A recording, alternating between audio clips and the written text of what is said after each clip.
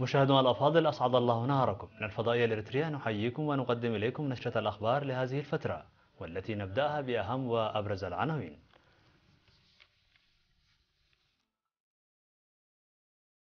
توسيع مدرسة إيرافلي بضاحية 4 أسمرة في العاصمة.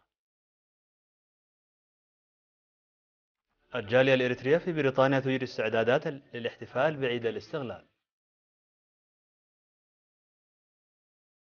سقوط 25 قتيلا في اشتباكات بين الأمن ومسلحين في نيجيريا. كوريا الجنوبية ستسحب جميع عمالها من المنطقة الصناعية في جارتها الشمالية.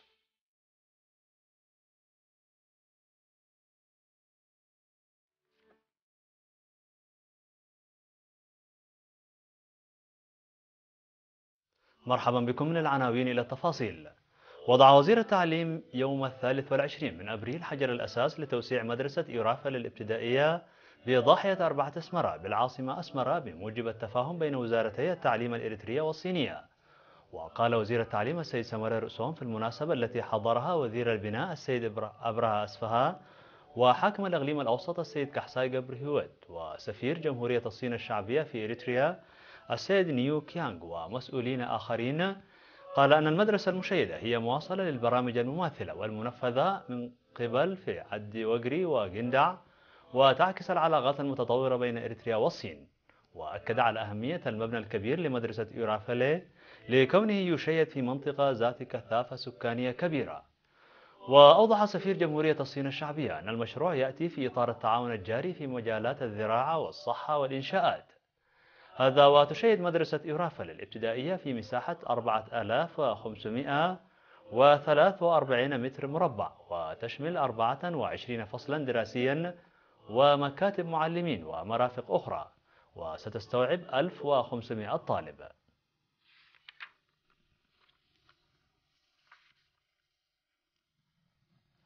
تقوم الجالية الإريترية في بريطانيا بالاستعدادات اللازمة للاحتفال بالذكرى 22 للاستغلال، وستنظم فعاليات الاحتفال من 18 من مايو وحتى 2 من يونيو في مدن ليدز وبرمنغهام واشفيلد وكافنتري ونيوكاسل ولندن وليفربول.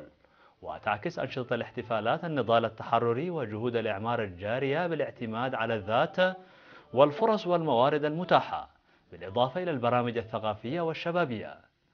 وعلم بأن الاحتفالات سيشارك فيها عدد كبير من المواطنين ولفيف من الأجانب والدبلوماسيين.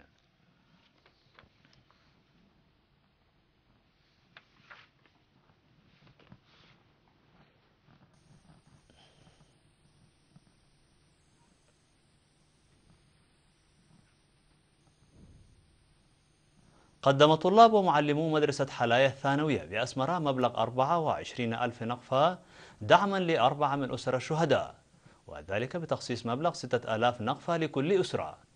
وقال مدير المدرسة الأستاذ جيلاي فسازيون أن المبادرة التي بدأت في العام الدراسي 2011-2012 تنفذ للمرة الثانية برغبة حسنة من الطلاب، مما يعكس استعداد الطلاب لتنفيذ أمانة الشهداء، معربا عن ثقته في حذو المدارس الأخرى حذوها.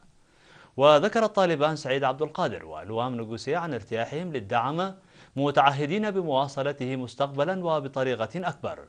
وأوضح السيد جيتو أوم تسفاقابر والسيد هايلي داباس اللذين تلقيا الدعم أن الشعب يقوم بمساعدتهم لتحسين حياتهم المعيشية إلى جانب الدعم الحكومي، مشيدا بمبادرة طلاب مدرسة حلاي.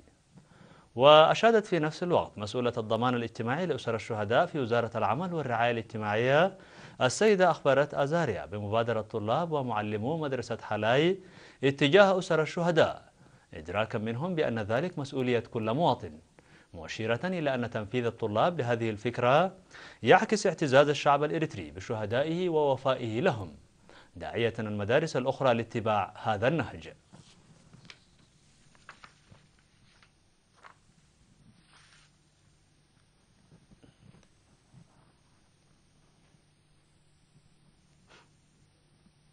دعا أعضاء مجلس إقليم القاشبركة لدى لقائهم سكان أشيلي بمديرية غونيا لتعزيز مشاركة السكان في إنجاح برامج التنمية، مؤكدين عدم إمكانية تنفيذ البرامج بالمستوى المأمول دون المشاركة الشعبية. وقال عضو المجلس السيد حسن إبراهيم أن المجلس يتابع تنفيذ البرامج الموضوعة وتمهيد الأرضية للمشاركة الشعبية والاستفادة المثلى من الخدمات وخاصة في الريف النائي. وذكر عضو المجلس السيد حامد أمبو أن إرساء مؤسسات الخدمات الاجتماعية في مختلف مناطق غونيا ساعد على تحسين الحياة المعيشية للسكان، مشددا على ضرورة بذل الجهد لزيادة مشاركة المرأة في التعليم. وأوضح السيد علي جناد والسيد عبد الله إدريس من سكان أتشيلي أن برامج التنمية ساهمت في تحسين معيشتهم، مؤكدين تعزيز المشاركة للحصول على المزيد من النتائج.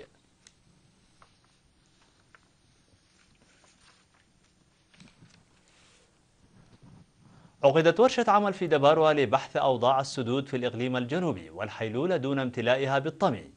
وأوضح حاكم الإقليم الجنوبي السيد إفريم جبر كريستوس في الورشة التي حضرها الوزراء وكبار المسؤولين أن الجهود الحكومية لتحسين معيشة الشعب حققت نتائج جيدة، وقد منحت الأولوية لتوفير المياه للشرب والسقي والري.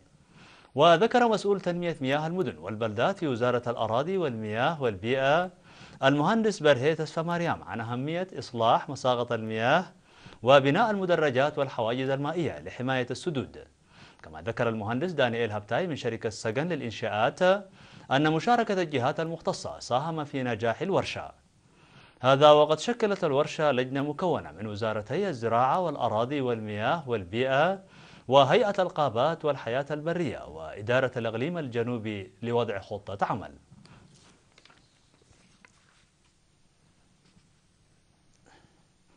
أوضح مدير مدرسة متكل الابتدائية والمتوسطة في دنبدورة بمديرية ملقي الأستاذ هيلي كنفي أن انتقال المدرسة إلى مبنى حديث ساعد في ارتفاع عدد الطلاب.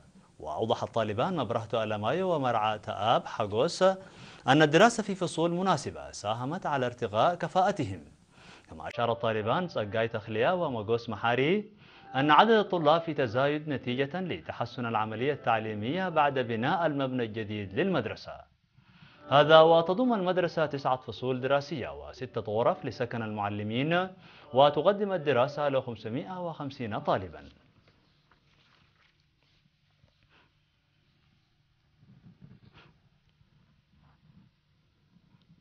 مشاهدينا الأفاضل، كانت هذه الأخبار الداخلية. فاصل قصير ونعود إليكم بالأخبار العالمية. ابقوا معنا.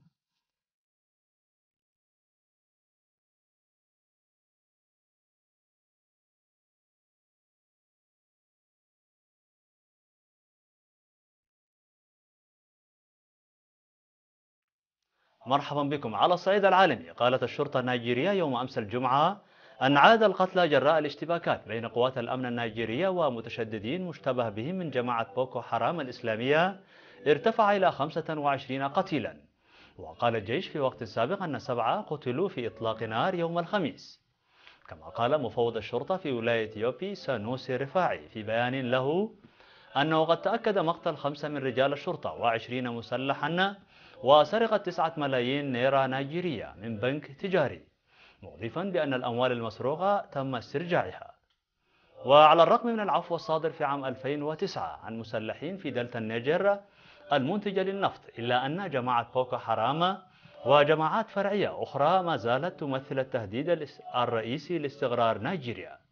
وقد جاءت اشتباكات يوم الخميس في أعقاب هجوم كبير على مخبأ لجماعة بوكو حرام نفذته قوى مشتركة من نيجيريا وتشاد والنيجر الأسبوع الماضي. قالت كوريا الجنوبية يوم أمس الجمعة أنها ستسحب كل عمالها المتبقين من منطقة كاسيونغ الصناعية المشتركة في كوريا الشمالية بعد أن رفضت بيونغ يانغ دعوة لإجراء محادثات رسمية لحل الأزمة التي أدت إلى تعليق العمليات بالمجمع. وقال وزير الوحدة ريو كيهيل جاي أن المصاعب الكبيرة التي يواجهها العمال الذين تبقوا في منطقة كاسيونغ الصناعية بسبب تصرفات الشمال غير العادلة أوصلت الحكومة إلى قرار لا يمكن تجنبه، وهو سحب جميع من تبقوا حفاظا على سلامتهم، في الوقت الذي لا يزال 170 كوريا جنوبيا في كاسيونغ التي تقع على الجانب الآخر من الحدود مع الجنوب. الجدير بالذكر أن كوريا الشمالية منعت منذ 3 أبريل العمال الكوريين الجنوبيين والإمدادات من الوصول إلى المنطقة التي كانت مصدرا للأموال لكوريا الجنوبية. اتهمت الصين الفلبين بالسعي لإضفاء طابع قانوني على احتلالها لجزر متنازع عليها في بحر الصين الجنوبي، وكررت يوم أمس الجمعة رفضها لحسم الخلاف عن طريق التحكيم الدولي.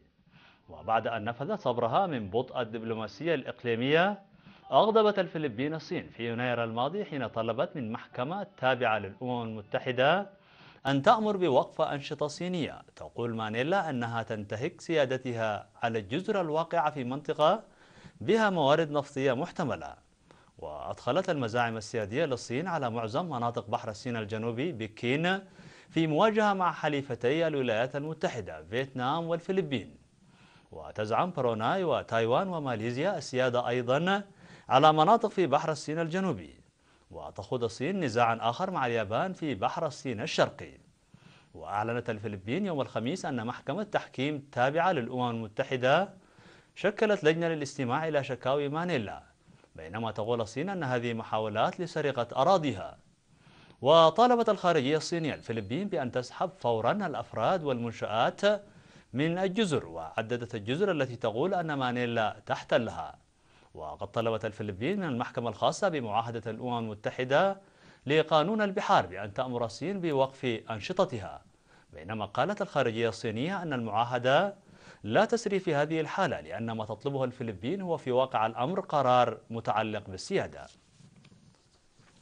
أجرى رئيس الوزراء الإيطالي المكلف أنريو ليتا يوم أمس الجمعة مشاورات مع شخصيات سياسية حول تشكيل حكومة ائتلافية جديدة، لكنه أقر بأن هناك حاجة لتسوية الخلافات مع حزب يمين الوسط الذي يتزعمه رئيس الوزراء الأسبق سيلفيو بيرلسكوني. وقال بيرلسكوني أنه على ثقة من إمكانية حل القضايا العالقة بين الأحزاب المتناحرة. وبعد شهرين من الجمود السياسي في أعقاب انتخابات عامة غير حاسمة في شهر فبراير، يتعرض ليتا نائب زعيم الحزب الديمقراطي لضغوط كي يتحرك بسرعة ويشكل حكومة قادرة على إخراج إيطاليا من دائرة الركود. واستكمل ليتا جولة مباحثات مع الأحزاب الأخرى يوم الخميس، ثم اجتمع لعدة ساعات يوم أمس الجمعة مع الرئيس جورجيو نابليوتانو، والذي كلفه بتشكيل الحكومة يوم الأربعاء. وسيعقب ذلك إجراء اقتراع بالثقة على التشكيل الحكومي في مجلسي البرلمان. ومن بين القضايا الرئيسية العالقة طلب الحزب الديمقراطي بإلقاء وإعادة سداد الضريبة العقارية التي فرضتها حكومة رئيس الوزراء السابق ماريو مونتي العام الماضي، مع العلم بأن إعادة سداد الضريبة سيكلف ميزانية هذا العام 8 مليارات يورو، ويسبب المزيد من المشاكل المالية متوسطة الأمد خلال السنوات المقبلة. اعتذر الرئيس الصربي توميسلاف نيكوليتش بصفة شخصية ولأول مرة عن مذبحة سربرينيتشا التي حدثت في عام 1995 وأودت بحياة 8000 مسلم، لكنه أحجم عن وصف ما حصل بالإبادة. وقال نيكوليتش أنه ينحني ويلتمس الصفح نيابة عن صربيا بسبب الجريمة التي ارتكبت في سربرينيتشا، في إشارة منه إلى أسوأ مذبحة شهدتها أوروبا منذ الحرب العالمية الثانية. وأثار الرئيس الصربي ضجة بعد انتخابه في مايو الماضي، إذ رفض الاعتراف بأن المذبحة التي شهدتها سربينيتشا وأدت إلى مقتل 8000 شخص بين رجل وطفل بأنها إبادة، بالرغم من أن محكمتين دوليتين وصفتا ما حدث بالإبادة الجماعية. الجدير بالذكر أن نيكوليتش كان قبل 5 سنوات قياديا كبيرا في الحزب الراديكالي الصربي المتطرف، والذي أنكر أن القوات الصربية ارتكبت جرائم خلال حروب البلقان في التسعينيات من القرن العشرين. مشاهدينا الأفاضل، بهذا نكون قد وصلنا بكم إلى نهاية النشرة. شكرا على حسن المتابعة، دمتم بألف خير.